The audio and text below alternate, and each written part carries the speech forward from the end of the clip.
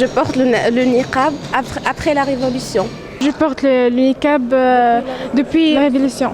J'ai beaucoup de problèmes dans le lycée avec les profs, les élèves. Lorsque je entre dans le lycée, je lève mon niqab.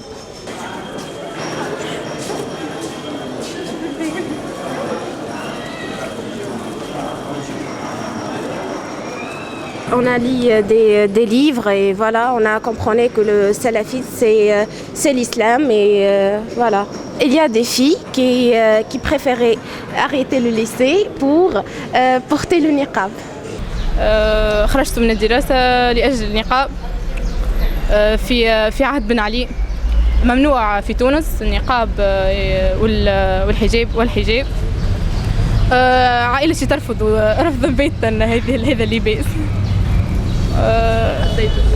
وجدت كثير من الصعوبات خاصة من الشرطة ومن الناس ومن عائلتي. On est dans une phase de modernisation, que la modernité, c'est l'expression de la multitude des modes d'être et des modes d'existence dans un même espace, et que ce qui est en train de se passer, c'est qu'il y a une libération de ces modes d'être, et que, comme on est en période d'expérimentation, il y a tout simplement le désir d'expérimenter. Est-ce que c'est possible? Est-ce que je peux le faire? J'ai toujours voulu être religieux. J'ai porté aujourd'hui, je suis même au lycée, mais j'ai décidé de le porter parce que je vois que c'est une obligation divine pour moi. ممنوع في تونس الدراسة بالنقاب والعمل به. Puisqu'au lycée c'est interdit, quand je viens devant la porte du lycée, je l'enlève. C'est ce qui m'intéresse, c'est mes études, je veux continuer mes études, je vais les continuer avec le niqab. Donc je demande du fond du mon cœur pour le ministre du Tunisie pour qu'il accepte le niqab dans les universités et dans les lycées. À l'adolescence, le 1 en fait, du sujet ne suffit pas et on a besoin de la communauté, comme qui est un groupe contenant. Enfin, et ce groupe, il a des signes de ralliement, il offre des repères identificatoires. Et par rapport à quoi? Par rapport au regard de l'autre. Parce que la question du regard est au centre de la problématique du niqab. Je porte le niqab depuis une semaine, après avoir eu l'acceptation de mes parents, car au début, ils n'ont pas accepté le fait que je porte le niqab. Je suis d'une famille qui est plutôt laïque, une famille qui n'est pas religieuse. Mes parents ma mère ne porte pas le foulard. Mes parents ne sont pas contre. Même ma mère, c'est elle qui me l'a acheté. Elle n'est pas voilée, mais elle n'est pas contre. Elle dit que je suis libre. Dans ma famille, je suis la seule qui porte le niqab. Déjà, mes deux sœurs ne portent même pas la voile. Elles ne sont même pas pratiquantes. Ma famille, au début, ils n'ont pas accepté que je porte le niqab, surtout papa et maman. Au début, ils n'étaient pas d'accord. Je ne sais pas, maintenant, il ne me dit rien, mais je ne sais pas. Est-ce qu'il est d'accord? Je ne m'oppose pas, ouais. Comme je ne m'oppose pas à mes autres sœurs, je ne m'opposerai pas à celle-là. C'est un choix, elle l'a fait, elle est contente comme ça. Et, on sort tous ensemble, ça n'empêche qu'on est dans une place publique avec ma femme qui ne porte pas le voile aussi, je ne sais pas. J'ai un diplôme d'ingénieur en télécom. J'ai fait ensuite des études de master et ensuite la thèse de doctorat. J'étais avant enseignante en université. Quand j'ai terminé mes études, j'ai senti que j'avais plus de choses à faire. J'ai senti un vide dans ma vie. Le niqab est une réponse psychique dans le réel à une angoisse intérieure et aussi à peut-être quelque chose de l'ordre de la carence affective. J'ai senti que j'étais très contente et très satisfaite lorsque j'ai commencé à faire les prières. Ça stabilise quelque chose dans le psychique. Ces femmes se sentent mieux et ça c'est à entendre.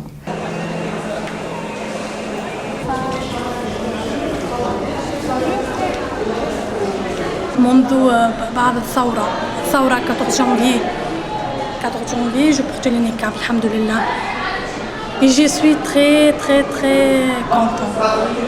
Qu'est-ce qui s'est passé au Maghreb et en Tunisie en particulier, et d'abord en Tunisie d'ailleurs, eh bien c'est qu'on a vu émerger une classe moyenne. Cette classe, elle était suffisamment riche, suffisamment compétente, suffisamment lettrée pour avoir accès à Internet, pour pouvoir transformer ses désirs, pour désirer être libre, hein, donc pour vouloir agir, cette nouvelle élite, mais très large, classe moyenne, qui a fait basculer les choses. Comme en 1789, quand Marx dit que c'est une révolution bourgeoise, c'est parce que c'est l'émergence de la bourgeoisie qui fait changer les choses. Donc ce n'est pas une révolution islamique, puisque c'est une révolution qui réclame plus de liberté même en termes de consommation. Une classe moyenne branchée sur l'Europe, branchée sur les États-Unis, via Internet, via Facebook, Twitter et toutes ces choses-là. J'ai porté le hijab l'année dernière, après avoir être convaincue, après avoir eu les réponses que je voulais savoir, grâce à des livres que j'ai pu lire, grâce à l'Internet aussi, YouTube, des sites qui donnent des explications du Coran et tout. Avant 5 ans, je portais même pas le voile et j'étais pas pratiquante. Ouais. La vérité est que avant que je porte le niqab, j'étais une personne comme toutes les personnes. Même, j'avais pas une tendance à être une personne religieuse. C'est une stratégie de séduction. C'est une forme d'esthétique dans ces communautés-là. Le niqab et le voile peuvent entrer dans le cadre d'une stratégie de mariage. En fait, je dis dans mon livre que je rappelle que l'âge moyen du mariage d'une femme en Tunisie se situe autour de 30 ans. C'est 29 ans et quelques. C'est très tard. On porte le niqab, on porte le voile comme un signe lancé à l'autre, qu'on fait partie de cette communauté, et c'est une manière de trouver un mari. Je ne suis pas mariée et c'est mon propre choix. Le niqab, en fait, il permet aussi, en tous les cas, de retrouver une sorte de consistance, de densité narcissique. Voilà. On existe. Ce sont des personnes, des femmes, qui ont le sentiment de ne pas avoir existé. Et elles existent aujourd'hui dans le regard de l'autre et dans une communauté. Je suis une autre femme. Aujourd'hui, le jour avant, j'étais totalement bizarre. Je me dis pourquoi j'avais pas le courage de porter le niqab, pourquoi les autres portent, alors pourquoi j'aime pas mon Dieu. Si je l'aime, je fais tout pour lui. Si j'aime mon Dieu, je fais tout. Je sacrifie pour tout. Vraiment, je perds tout pour lui. Ça m'a beaucoup aidé dans ma foi. Ça m'a avancé, ça m'a prouvé que Dieu mérite qu'on sacrifie pour lui. Tout simplement. Elle parle de sacrifice. Vous savez, quand on est dans le sacrifice, parce que sacrifier à Dieu, donc on voit bien, en fait, on récupère quand même quelque chose. C'est une sorte de dette impayable. Donc après, l'homme est redevable de tout. Et très souvent, l'effacement dans l'espace public se traduit dans la sphère du privé par une reprise de pouvoir. Elle a le pouvoir dans le privé. Cette femme, elle a mis une niqab. Que peut-il de demander d'autre? C'est pour ça que je dis qu'elle récupère du pouvoir dans l'espace privé, parce qu'elle relativise le mari, en fait. Parce que qu'est-ce que c'est qu'un mari, qu'un homme ordinaire devant l'amour de Dieu? C'est le sentiment de mettre le niqab pour l'autre, pour avoir le grand autre. Dieu ne peut pas. Voilà, donc comme une demande venant de lui, et comme un sacrifice d'amour que l'on fait pour lui. Alors, si on articule ça avec justement un sentiment d'avoir été une laissée pour compte, soit par la société, soit dans une histoire personnelle, parentale, mais c'est fantastique. Elle est dans une passion amoureuse avec Dieu et elle est prête à tout faire pour lui. Elle n'est plus seule en tous les cas. Je le porte depuis juin 2011. Je pense vraiment personnellement que c'est une obligation pour toutes les femmes. Avant le niqab, il y a toujours les remarques par les hommes, il y a toujours les... Je sais pas. Je pense que je suis fautive, c'est ma faute à moi. Lorsqu'un homme me parle dans la rue, il me dit quelque chose de...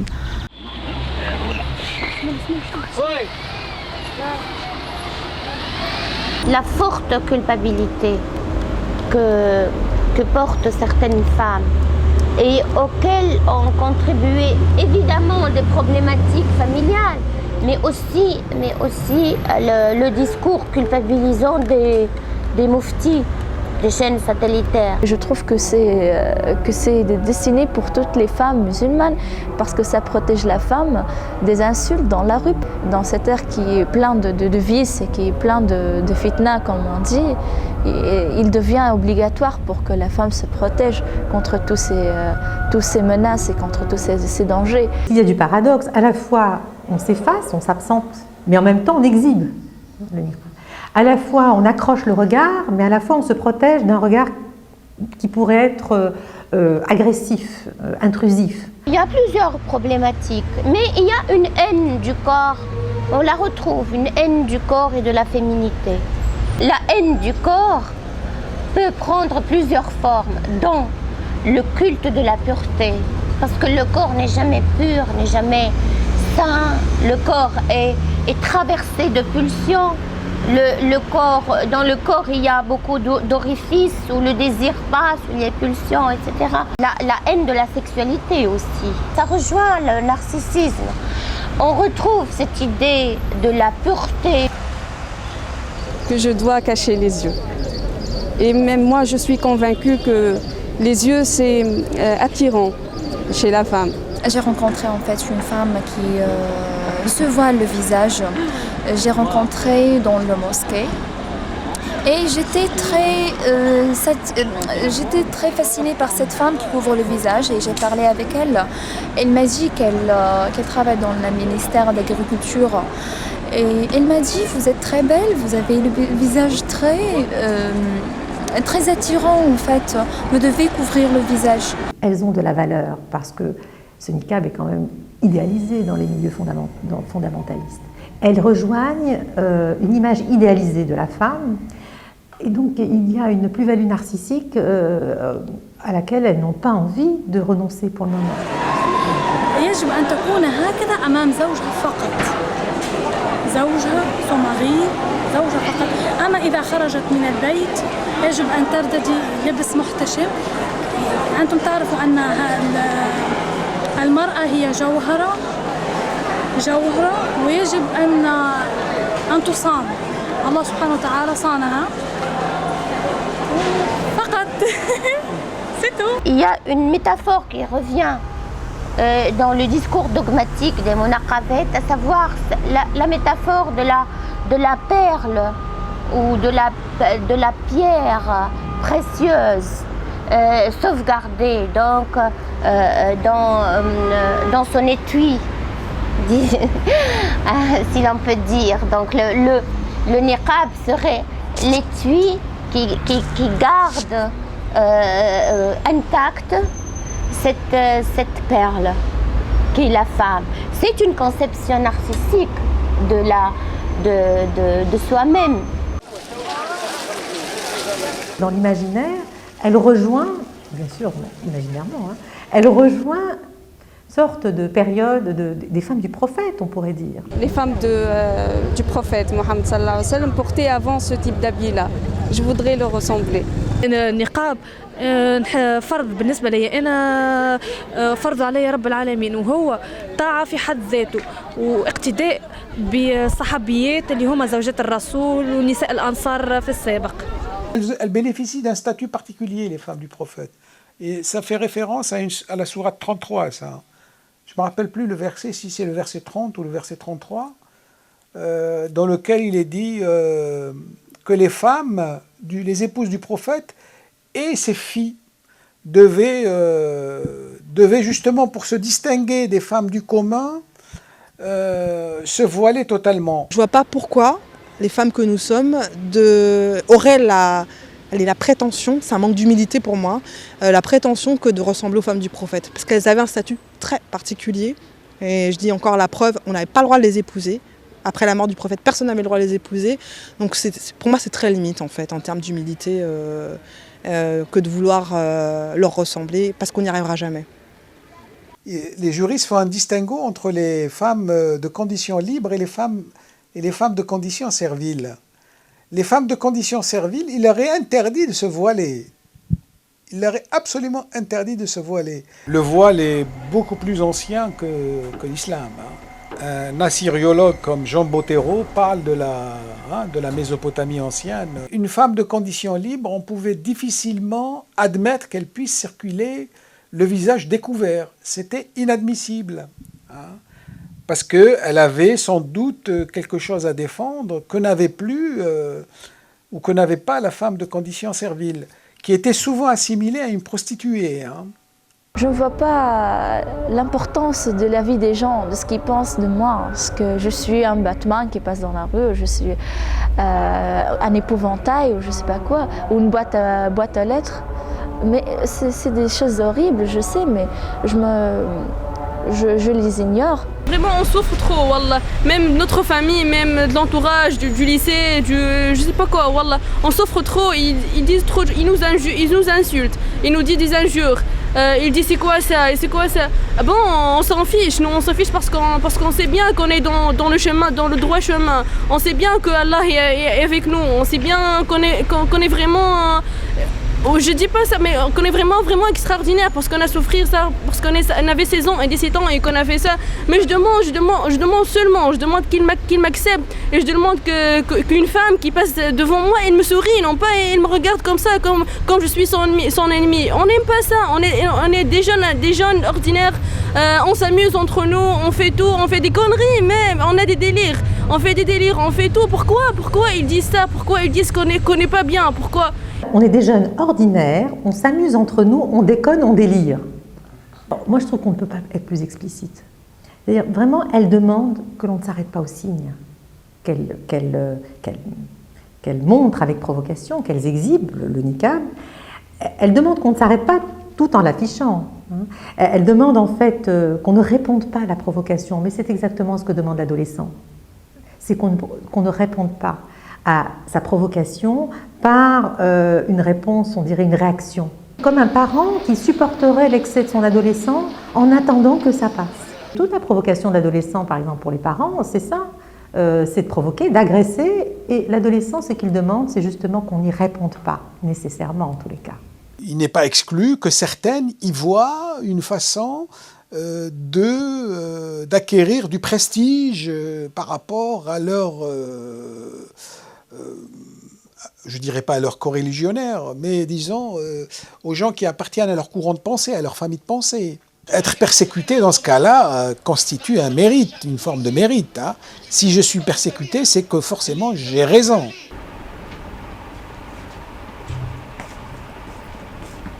Pourquoi en arriver à voir des jeunes filles qui portent le hijab?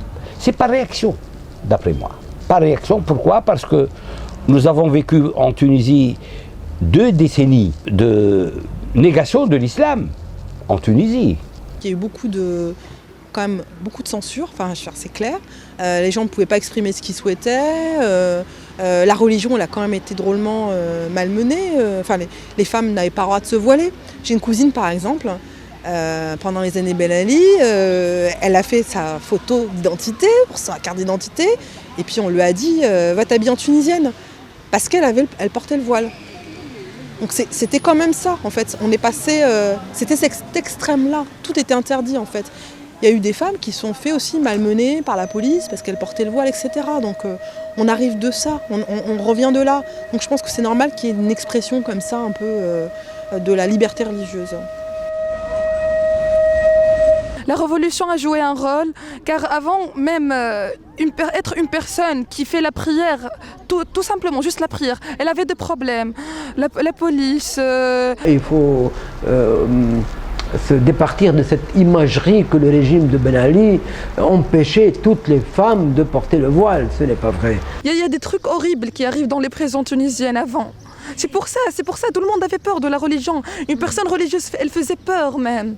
En tant qu'enseignant, je peux témoigner que même au temps de Ben Ali, plusieurs étudiantes pouvaient entrer à la fac, pouvaient assister aux cours, y compris au mien, et qui étaient voilées. Parce qu'il y a eu la révolution, les voilés se sentent plus libres de se montrer en public. Il y a une plus grande visibilité des voilés dans l'espace public. Le voile, les voiles, disons, parce qu'au pluriel, il y a plusieurs types de voiles, sont une réaction identitaire contre une politique de sécularisation et qui plus est une politique qui prône l'interdiction au niveau des discours ou bien au niveau des textes de loi. Et c'est contre cette politique qu'il y a une recrudescence des voiles. Et peut-être qu'il y a ce plaisir de l'exhibition aujourd'hui, ce plaisir qui est bien naturel, de vouloir exprimer quelque chose qui était réprimé, qu'il ne fallait pas trop montrer. La question des voiles, à mon avis, devrait être réglée par le dialogue et par aussi la banalisation, pas par la stigmatisation. De toute façon, le voile se banalise dans l'espace public. Et plus il se banalise, plus il se dilue, il n'y a plus donc cette résistance et ce repli sur soi. En février, j'ai pu aller en Tunisie juste après la révolution, donc un mois après. Effectivement, tout de suite, on a vu j'ai vu des femmes gantées, en niqab. J'étais très surprise en fait par ce nouveau phénomène. D'autant qu'en Tunisie, dans les habits traditionnels, il y a la possibilité de se voiler intégralement avec ce qu'on appelle le sefseri, cette espèce de grand drap blanc qui vient voiler tout le corps et le visage aussi si on le souhaite. La seule tradition nationale que nous connaissons, c'est celle du sefseri, c'est-à-dire de l'habit blanc qui ressemble, si vous voulez, au niqab d'une certaine façon, mais quand même il est beaucoup plus élégant et de toute façon blanc. C'est la part traditionnelle qu'il le portait, mais qui n'est plus portée aujourd'hui. Il n'y a pas longtemps, au Maghreb, ce qu'on appelle niqab était la règle la plus répandue il y a 50 ans, 60 ans, dans les années 50, 1950. C'était la chose la plus répandue qui soit au Maghreb. Les femmes ne circulaient pas le visage découvert. La circulation des femmes, le visage découvert, est intervenue après les indépendances. Pour moi, le niqab, c'est une forme d'importation. C'est une importation des Émirats du Golfe, voire même une forme de nouvelle... C'est le néocolonialisme, c'est une colonisation de nos esprits. Il nous impose un modèle de consommation, et y compris un modèle de consommation de la religion. C'est très problématique, à mon sens, ce qui nous éloigne totalement de nos rites. Cette étoffe, ce vêtement, est étranger à nos contrées. Et il a été introduit, si vous voulez, dans le cadre d'une entreprise de wahhabisation de la Tunisie, me semble-t-il maintenant avec du recul, qui est faite par des prédicateurs religieux, des islamistes, par un islam politique, par les salafistes. Dans le voile intégral, on a une interprétation religieuse encore plus stricte de type salafiste, de type wahhabite. Il y a la référence religieuse, mais il n'y a pas que la référence religieuse. Le problème est complexe.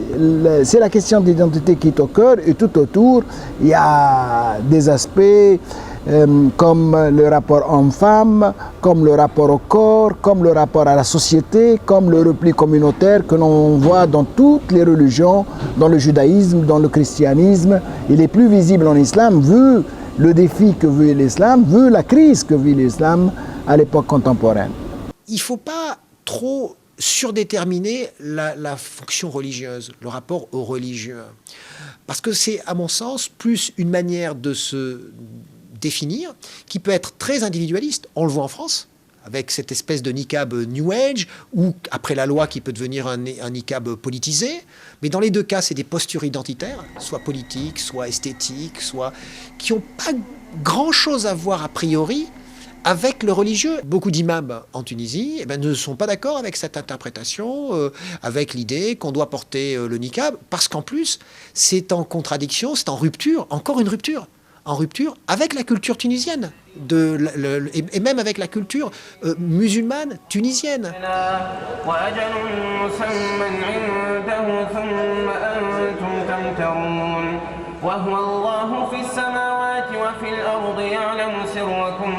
Ce niqab n'est pas de la tradition tunisienne, ni de celle de l'Afrique du Nord. C'est pas aussi de la tradition de l'islam. Les musulmans qui peuvent être les plus rigoristes justement du point de vue de la culture musulmane tunisienne, les imams, bien, ils peuvent s'opposer à cette espèce de mode de jeune qui a l'air d'être trop en rupture justement. Ou bien elle veut être active dans la société. Et la dame active dans la société doit se découvrir le visage et ne pas porter le niqab. Si elle cherche ou elle choisit à rester chez elle, dans sa maison, c'est son affaire à elle, elle peut le faire, et elle portera les vêtements qu'elle voudra. Mais si elle choisit d'être active dans la société, il faut se découvrir le visage. Parce que le seul lien entre nous, c'est par le visage. Moi, en tant que prédicateur, je dois dire à mes filles qu'elles devraient ne pas porter un niqab pour pouvoir intégrer la société et la changer. Nous voulons changer la société où nous vivons. On ne change pas cette société-là par le niqab. On la change par le dialogue avec autrui. Je crois que ces jeunes filles s'intéressent à leur comportement personnel. C'est bien, mais ce qui manque, c'est de s'intéresser au développement de la société. Mes sœurs, dans l'islam, doivent comprendre qu'elles doivent s'intéresser aux deux côtés, le côté personnel et le côté social de l'islam qui est méconnu jusqu'à maintenant. La Tunisie, elle a un besoin d'expression. Moi, ce qui m'a vraiment surprise quand je suis arrivée en Tunisie au lendemain de la Révolution, c'est ce besoin que les gens avaient de parler, quoi, d'exprimer. Donc l'avenue Bourguiba, par exemple, à Tunis, elle était pleine de gens, ils faisaient des meetings, il y avait des meetings politiques tous les 50 mètres, quoi, en fait. C'était impressionnant. Il y a cette soif-là, et je pense qu'elle est compréhensible et complètement légitime. Et après, elle prend différentes formes. Donc elle prend la forme de la société civile, elle prend la forme aussi des salafistes qui ont été peut-être brimés dans leur foi à un moment donné.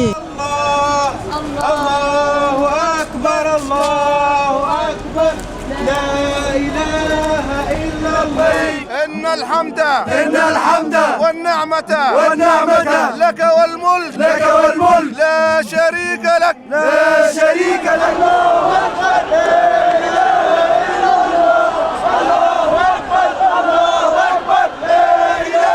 Le salafisme est venu en Tunisie dans les années 90 plutôt.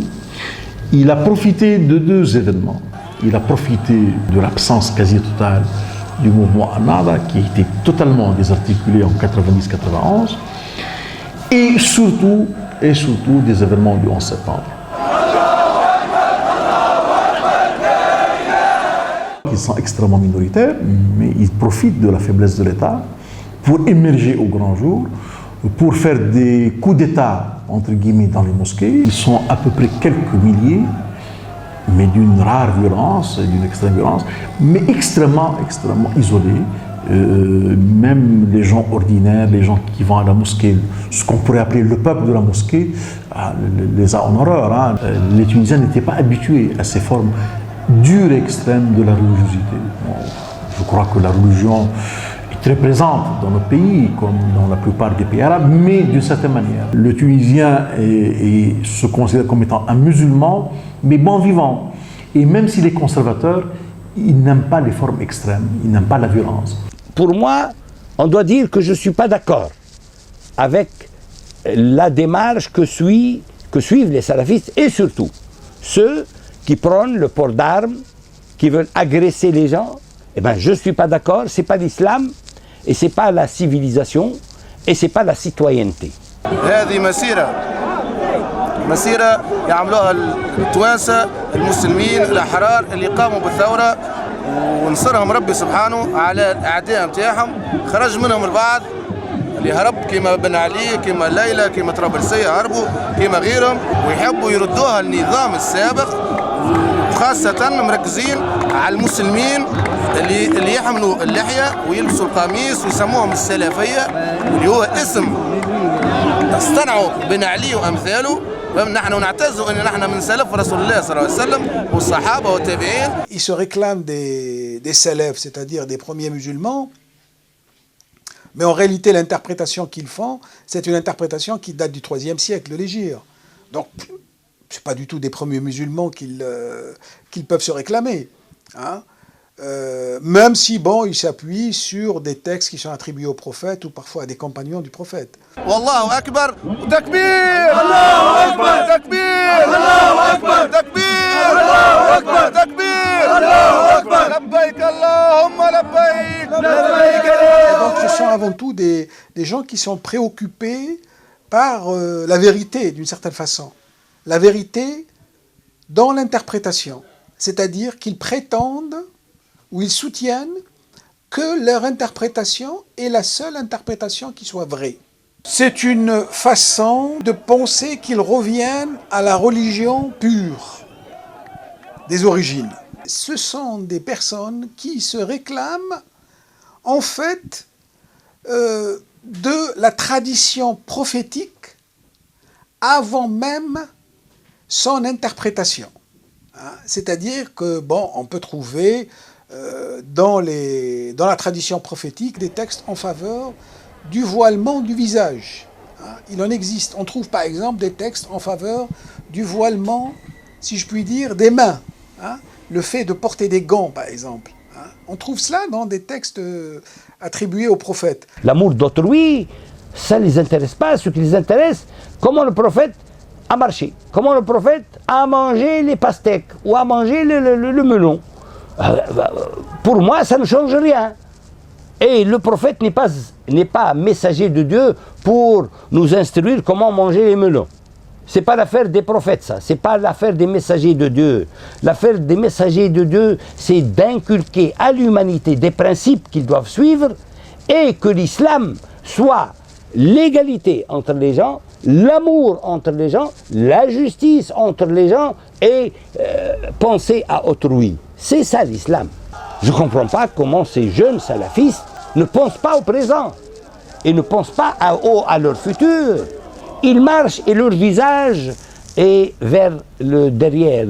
Ils regardent derrière eux. Ils ne regardent pas devant eux.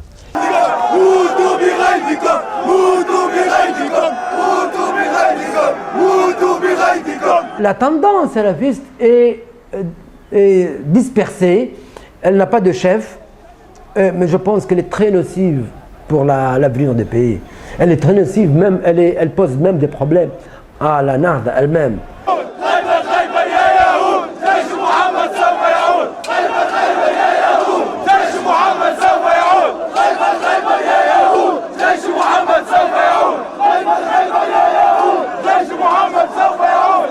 Le salafisme djihadiste existe et il est minoritaire. Le gros des tendances politiques ne sont pas des tendances violentes. Je dirais que le dossier salafiste en Tunisie, c'est une menace marginale et c'est une affaire de police. C'est une période révolutionnaire et comme toute période révolutionnaire, c'est une période instable. C'est une bonne nouvelle que ce soit une période instable. Ça veut dire que personne n'est arrivé aujourd'hui à verrouiller le régime. Donc c'est pas inquiétant du tout. Ces jeunes sont dans la plupart des gens qui étaient hors du rang de l'islam. Et ils se sont convertis, disons. Ils sont convertis de façon très rapide. Et ils croient que s'ils viennent de l'extrême gauche, ils doivent intégrer l'extrême droite. Ils viennent de l'extrême à l'extrême. Ce n'est pas l'habit qui nous intéresse. Ce n'est pas le port de la barbe ou le port du voile ou du tchador qui nous intéresse. C'est comme si on disait que pour devenir général, on doit porter le costume d'un général. Si on porte le costume d'un général, ce n'est pas suffisant. On doit être tout d'abord général. J'ai en train de terminer le 3e cycle en français, spécialité linguistique. Et en plus, sincèrement, je veux travailler et dans les administrations tunisiennes, on ne peut pas jamais travailler avec le niqab. J'ai des difficultés dans mes étudiants parce que le doyen est contre l'étudiant qui porte le niqab dans la salle. On a rien abandonné. On n'a pas abandonné nos études et c'est tout ce qu'il faut savoir. C'est pour le moment, je veux dire. Je suis étudiante en mathématiques.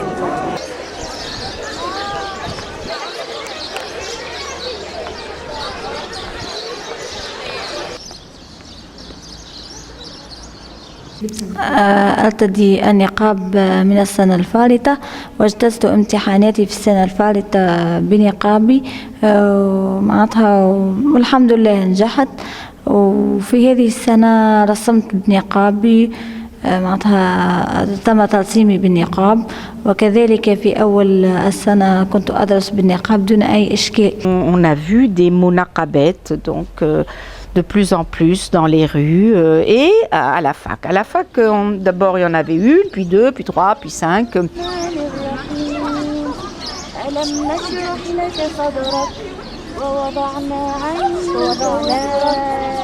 فماش حتى مشكل لكن بعض العميد وبعض الأساتذة اليساريين لم يعد معناتها يعجبهم الأمر فقاموا معناتها برفض دخولنا داخل قاعة الدرس وداخل قاعة الامتحان مع أننا معناتها قدمنا اقتراحات هي أن أي امرأة لها الحق من أن تتثبت من الهوية وتكشف وجهي معناتها ويمر الدرس عادي معناتها دون أي إشكال. في البداية الأساتذة قبلوني، قليل منهم ما قبلونيش، ومن بعد فما أستاذة مثال مثال أستاذة قبلتني تجي شيف ديبارتمون تخرج الأستاذة ما تقبلهاش. Il fallait travailler avec des gens qui montrent leur visage. Quelqu'un qui veut pas montrer son visage, eh bien il n'a qu'à utiliser, je sais pas moi, les cours par correspondance ou il y a d'autres moyens. نحن طلبة مستقلون عاديون طموحنا الدراسة ورفع راية معناتها تونس لا أكثر ولا أقل. لبست النقاب منذ بداية هذا العام، ولكن للأسف منعنا نحن المنتقبات في هذه الجامعة من حضور الدروس. هناك العديد من المدرسات يرتدون معناها الثياب الخليعة وثياب يعني قصيرة، ونحن لا نهتم معناها. كي ندخلوا نحن المنتقبات للحصص الدرس، ما أول حاجة معناها البروفة ترفض تماما أي طريقة للحوار، ترفض تماما، مش تدخل معك في حوار من أول الباب. لا لا امشي، ديجا خايفة منك، لا لا لا ما نحبش نحكي معاك، ما تتحاورش معايا، اخرج، قانون قانون قانون. On leur a dit qu'il fallait qu'elles enlèvent le niqab avant d'entrer en classe, que ce soit pour les cours ou pour les examens, et qu'à la sortie de la classe, elles pouvaient remettre leur niqab. C'est-à-dire qu'on ne l'a pas interdit dans les couloirs, on ne l'a pas interdit dans les bibliothèques, on ne l'a pas interdit dans les restaurants, on ne l'a pas interdit dans la cour. On aurait pu, mais on a dit bon, on va être souple. Bon, mais on l'a interdit juste au moment du cours, au moment, c'est-à-dire du contact pédagogique avec l'enseignant. Moi, je ne peux pas. Moi, franchement, je vous le dis, je ne peux pas enseigner à une personne qui me cache tout son visage. Je comprends pas. Moi, je le cache pas le mien. Il faut pas qu'elle me cache le sien, c'est tout. Où se trouve la pédagogie? Dans un amphi qui porte 450 étudiants et il étudie avec le micro, dans les leçons avec le micro. Où se trouve la pédagogie et les dialogues et la communication? Nous, notre seul objectif, c'est juste d'étudier comme tout le monde, assister aux cours, pouvoir passer nos devoirs. C'est ça notre premier objectif. Nous, les profs, on dit on ne veut pas de masque, parce qu'elles l'appellent comme elles veulent, c'est un masque pour nous. Le port du niqab les isole, il est mis dans une caste qui est inacceptable à l'université. Parce que les étudiants et les étudiantes sont égaux. Donc on ne peut pas laisser des gens qui sont isolés ou qui vivent à la marge de la société. Et on pense, nous les communistes, que le droit de porter des habits comme ça, un niqab ou le hijab, ce sont des droits individuels. Vous avez le droit de porter ce que vous voulez et de pratiquer vos rituels sans que ni la loi, ni autre personne, ni des partis interviennent pour dire non ou pour vous défendre. On défend les droits individuels.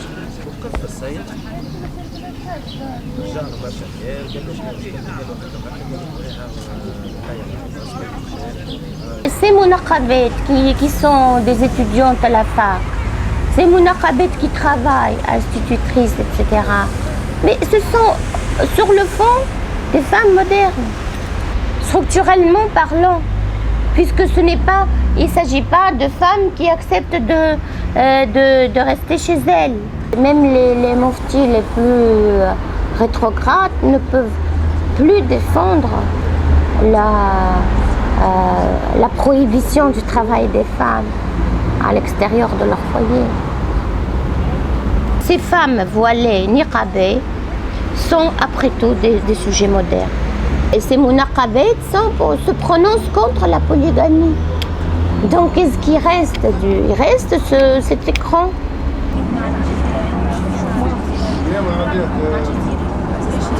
Il me semble que ce sont des professionnels du niqab. La motivation n'est pas personnelle. Pourquoi? Parce qu'au début de l'année, à la rentrée, donc en 2012, il y avait seulement quelques filles munaqabat. On arrivait à les convaincre facilement de la nécessité de doter le niqab. Le phénomène auquel on a assisté l'année dernière était un phénomène totalement différent. Ce ne sont pas les études qui les intéressent, en tout cas pas celles qu'on donne à la Manouba. Des études ouvertes, laïques, bilingues, etc. Eux, ils ont tout un programme, des études en arabe, une islamisation de l'enseignement. Ils ont une politique de gestion du pays en tête. Et apparemment, ils ont peut-être décidé d'essayer de la mettre en place progressivement. Le niqab a pris une dimension politique. Et c'était pas des individualités, des femmes qui le réclamaient en tant qu'individus. Non, c'était un phénomène politique, un phénomène contestataire politique. Le 28 novembre, 5 décembre, où les sit-iners ont élu domicile ici, devant mon bureau. Et jusque-là, donc, la situation était tendue, mais on a pu quand même faire nos cours. Au fur et à mesure, ils sont installés des baffles ici. C'est devenu donc, le quartier général, et dans une tension avec des prières, avec des chants religieux, tantôt le Coran.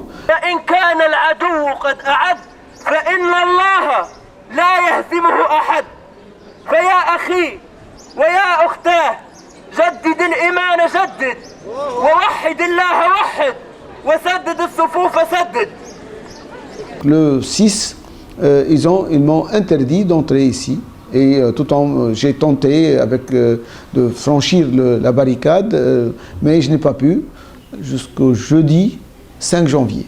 Donc la faculté était restée fermée administrativement et ils sont restés seuls ici. J'ai mis 1 mois pour entrer dans ce bureau-là. Comment la police n'est pas intervenue sur ce genre d'événements ou ce genre de choses? Moi, j'arrive pas à comprendre qu'on ferme une faculté pendant 1 mois et que ça ne gêne personne. Enfin, c'est les choses. Donc il y a quelques éléments. Soit ils sont... la question, c'est soit ils sont vraiment complices, soit ils sont complètement incompétents. Alors il y en a qui diraient que c'est un peu les deux. Moi je sais pas, en tout cas ça me questionne. أنا أقول لن أتصارع مع أي طالب لأن أي طالب هنا هو أخي هي أختي لأن لنا نفس المطالب لأن لنا نفس القضايا قضيتي بالدرجة الأولى مع العميد ومع الإطار التربوي الذي لو ربى نفسه لكان خيرا له والسلام عليكم ورحمة الله وبركاته. كنت سابقا سجين سياسي، خرجت بمقتضى قانون العفو التشريعي العام، ثم أنا قررت العودة للدراسة. وحين عودتي للدراسة في هذه الجامعة فوجئت كعادتي بالحرب المسلطة على كل ما هو إسلامي أو كل ما هو يحمل ذرة إسلامية. ففوجئنا بمنع المنتقبات من الدخول لمزاولة التعليم أو مواصلة الدراسة، وكذلك منعونا من إقامة مصلى في هذه الكلية كي نؤدي فيها الصلاة.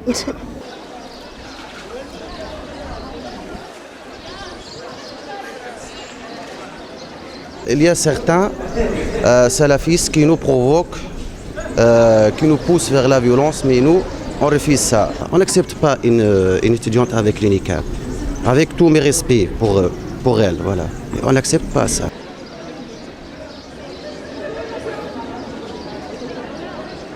Ces gens-là n'ont rien à voir avec l'islam. C'est ce que nous pensons, c'est ce que du moins moi je pense. Ils interprètent l'islam, ils tirent l'islam à eux vers leurs convictions religieuses, vers leurs convictions politiques personnelles. Ils veulent en quelque sorte talibaniser nos institutions éducatives et notre société, toute notre société.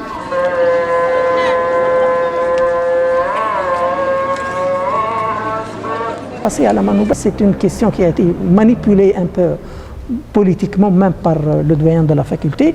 Et nous avons essayé de trouver toujours une ligne, un juste milieu pour contrecarrer ce problème. Malheureusement, ni le doyen, ni ces jeunes très tendus n'ont abouti même en dialoguant entre eux, abouti à une solution parce que chacun, ils sont très loin l'un de l'autre et chacun tire vers lui. Au mois d'avril 2012, tout s'est bien déroulé, tout est rentré à l'ordre, mais j'étais traduit, à ma grande surprise, comme accusé dans une affaire où je pensais être la victime. Les faits remontent au 6 mars dernier, c'est-à-dire 2012. Je vois 2 filles niqabées qui s'installent dans ce canapé-là. J'étais encore debout, en train de signer. Je leur demande qu'est-ce que vous voulez faire, comment vous osez entrer au bureau du doyen sans permission. L'une d'entre elles s'est enfuie. Elle s'est mise ici, la place où je suis. Il a mis à sac mon bureau. C'est elle qui parle seulement. Une hystérie. 3-4 mois après, que voilà, donc on lui a donné un certificat prouvant qu'il y a des traces de gifles sur la joue droite. Donc vous imaginez sur la joue droite, comment voir la joue droite, la joue gauche, pour quelqu'un qui est complètement voilé. À partir du 5 juillet, une fois on a requalifié le chef d'accusation, je deviens passible de 5 ans de prison. Maintenant, ce sont les agresseurs qui demandent justice auprès des agressés, n'est-ce pas, ou des agressés. Et le cas de Qasdarl est un cas parlant. Voilà des filles qui l'ont pratiquement agressé, pas physiquement, du moins verbalement, évidemment qui portent plainte et qui sont soutenues par tout un réseau islamiste. Le recteur, il a une position contre Nahda. Donc il veut tout faire pour dire non à Nahda. Donc il a inventé cette histoire de la fille qui a le niqab, mais c'était pas vrai. Dans la Manouba, il y avait un véritable problème. Le doyen de la faculté de la Manouba il appartient à l'extrême gauche. Pourquoi juste à la faculté de Manouba? C'est tout simplement parce que le monsieur, le doyen, c'est pas n'importe qui. Il a son propre idéologie, son propre avis vis-à-vis du niqab. Il veut imposer là à la faculté. De toute manière, ils ne sont pas nombreux. Il s'agit quand même de trois demoiselles ou bien 3 dames qui portent le niqab. C'est pas ça qui va quand même faire un problème au niveau de la Tunisie. Si on va blâmer le niqab, on doit blâmer aussi les autres, ceux qui portent les mini-jupes. Qu'est-ce qu'on va en dire? Donc on ne va pas nous faire échafauder un prototypage des vêtements de femmes. Ce n'est pas logique.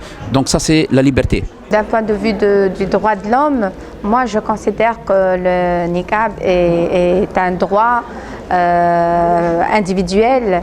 Cela ne doit pas empêcher le déroulement normal des études. Il ne faut pas imposer. Les Tunisiens savent qu'ils sont musulmans. Chacun pratique son islam comme il veut.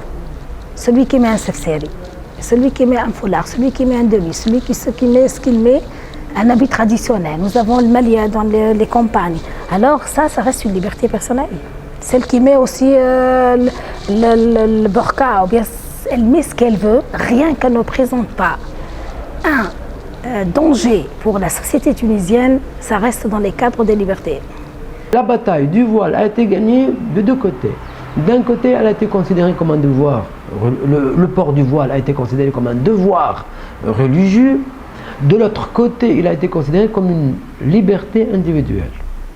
Entre croire qu'il est un devoir et penser qu'il est une liberté, il y a sûrement une différence, mais le fait que ça résonne dans les esprits de la même manière, que ce devoir religieux soit devenu une liberté, et que ce droit conçu de manière théologique soit repensé dans les conditions de la modernité comme un droit de l'homme, ça a permis justement aux partisans du port de voile de l'emporter des 2 côtés, de marcher sur 2 jambes. Seule la liberté résout les problèmes de société. Le rapport à la liberté, c'est-à-dire accepter l'autre et jouir de ses droits, avoir la possibilité de vivre selon ses croyances et selon ses désirs, en respectant l'autre. La femme voilée, elle est à côté, enfin sur la plage, elle côtoie la femme en 2 pièces. Et d'ailleurs, moi-même, l'été dernier, j'ai pu me baigner en 2 pièces sur une plage familiale, à côté de femmes voilées, ma mère par exemple. Et ça pose de problème à personne et j'ai eu aucune remarque d'aucune sorte, quoi. Donc la Tunisie, c'est ça. C'est-à-dire que tout est possible dans le respect et c'est à la fois un pays moderne et conservateur. Tout l'enjeu démocratique, c'est comment vivre ensemble en s'acceptant. Autrement, c'est la guerre. Autrement, c'est la guerre civile. Et je pense que la Tunisie va mettre du temps, mais elle viendra à la démocratie. Je ne crois pas que la Tunisie puisse aujourd'hui accepter une dictature parce que concrètement, la population ne l'accepterait pas, une limitation de ses nouveaux désirs. C'est ça qui est important. Nous avons passé maintenant la première session des examens.